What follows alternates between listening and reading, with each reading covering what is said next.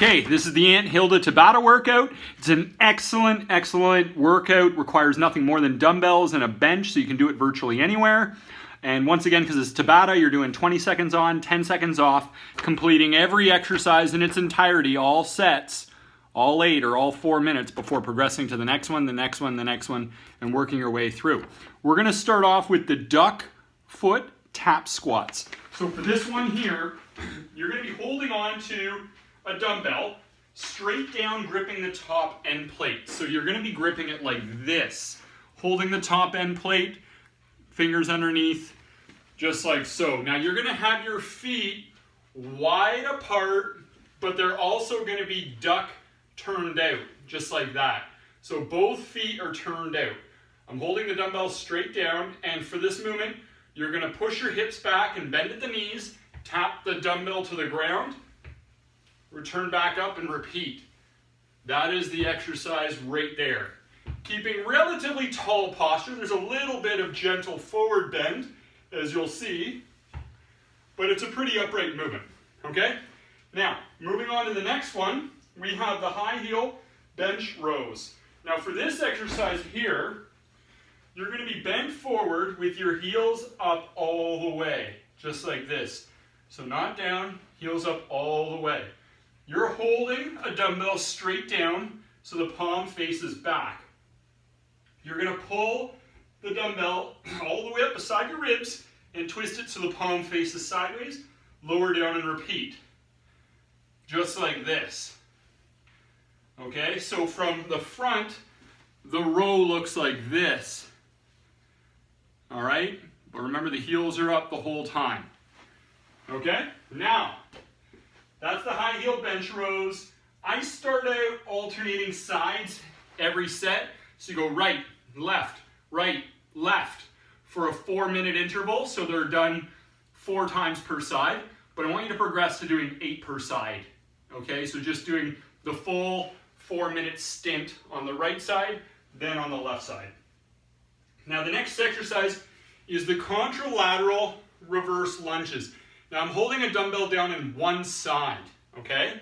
Now the side, I'm going to stand facing a bench so I can hold on to it for balance if I need to. The side of the dumbbell is the side that steps all the way back, then I lunge down. And I can put my hand on this bench or chair for balance if I need to, but this is the motion here, okay? So contralateral really means that the dumbbell is on the opposite side of the working leg here, or the stance leg. Okay, so that's what the motion will look like. Now, we would do the same sort of format where you're going to do alternating legs, right, left, but a progression is to do 8 sets on the right, 8 sets on the left. But you got to be careful with that progression. You'll be quite sore if you rush into it. Our next exercise is the karate chop push-ups. Now for this one, you're going to begin laying face down, ankles crossed. You're going to push all the way up. From the top, you extend one arm out in front, lower down and repeat. So you're essentially going to 3 points of contact at the top of every push-up. That's going to bring in a lot of your core stabilizers. Going to the 3 points of contact though, you're also going to be working some of your postural muscles in the shoulder. So you're going to be working some of your shoulder extensors. When you're bringing it up, some of the muscles in the mid-upper back. And you're also stabilizing on one shoulder. And when you do that, a lot of the rotator cuff muscles have to twist to keep the ball tight against the shallow socket, okay, for the upper arm bone. So the glenoid, the head of the humerus is held in against the glenoid with all the rotator cuff muscles activating. So that's a big bang exercise right there, the karate chop push-ups.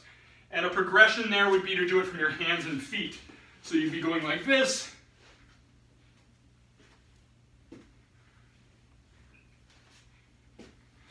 Okay, now, next exercise, contralateral single leg forward bends. Okay, so we're going to hold a dumbbell all the way down, once again on one side. I'm facing a bench. Now I'm going to bend forward and I'm going to lift my other leg all the way up behind me and I'm bringing this dumbbell down to about mid-shin of the opposite leg, okay? Now I've got the bench in front of me. If you go without a bench, it's more difficult. From the front, it looks like this, all right? So it's a single leg forward bend. And we would do the same sort of progression, alternate legs, but as a progression, you do all 8 on one side, and then all 8 on the other side. Now the next exercise is the contralateral hammer curls. So we would be standing on one leg, like this. Okay, you can hold on to something initially if you need to, and you're doing a hammer curl. So a hammer curl is with a sideways grip. It looks like this, just so you can see. That's the motion there, okay? But you're doing it on one leg.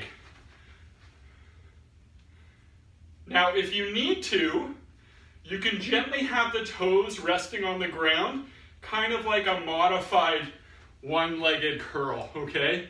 And then over time, if you get better, you can do it standing on the one leg.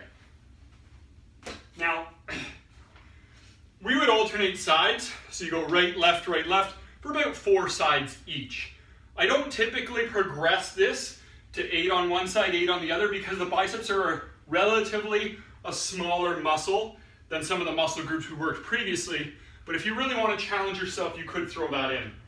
Now the next exercise is duck foot overhead tricep extensions. So I'm going to have my feet duck footed like this. Okay, so they are both turned out. So normally we stand with our feet pointing forward. Mine are both turned out, heels together.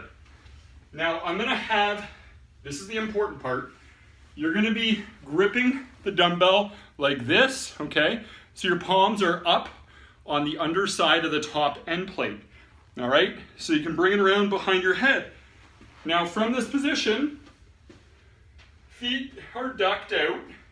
You're extending the weight all the way up and down, going all the way straight overhead, then all the way down behind the neck, as low as you possibly can. Now, only the forearms move. My elbows are fixed in place. And that's going to work the triceps, the long head of the triceps. Now, for some people, they may have shoulder mobility issues. They can't get the arms behind without hitting themselves on the head. If that's the case, we go with a sideways grip, perhaps like this, and you would just do an overhead press with a sideways grip instead.